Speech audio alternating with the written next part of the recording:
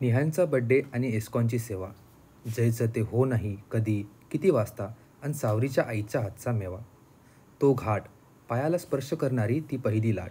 पेगार नवस बघितल्यावर मनात एकच प्रश्न, लागणार तर नाही ना वाट? कुठलीही सोय नसताना येणारे वारकरी. आषाढीचा उपवास, चंद्रभागेत डुबकी आणि पांडुरंगाची स्वारी.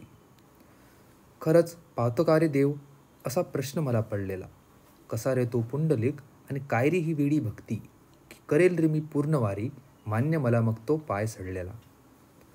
तुम्हारे पास तेच नाही, कसे रे तुम्ही डॉक्टर, पासून जा रहे हो बाय पर्यंतचा तो प्रवास. आणि जान्हवी तेरी कोई दोस्त से मिलापासून ते कोई लडकी नाही आई पर्यंतचा तो त्रास.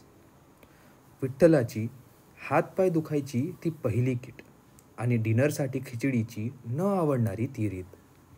सुबह सुबह की आरती से लेकर वो दिन भर की आईपीडी, ओपीडी आणि फार्मेसी की पढ़ाई.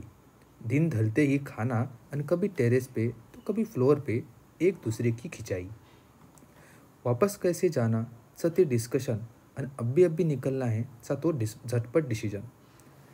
भीमा नदी बसस्टँडची 5 किलोमीटर पायी, हातात मोठी छत्री आणि समोर कधी तुकाराम, कधी ज्ञानोबा तर कधी रखुमाई.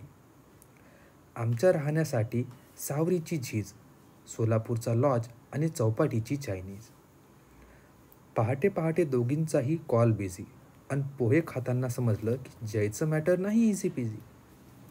मंदिरातली ती खूप कष्टानं बनवलेली रील, जान्हवीची जी ड्यूट, ती चीज पावभाजी आणि निरोप सांगताना येणारा तो खराब फील. मनात शक्य ते मी साठवणार आठवणीच. At last this trip was awesome and I don't have any regret and surely no worries.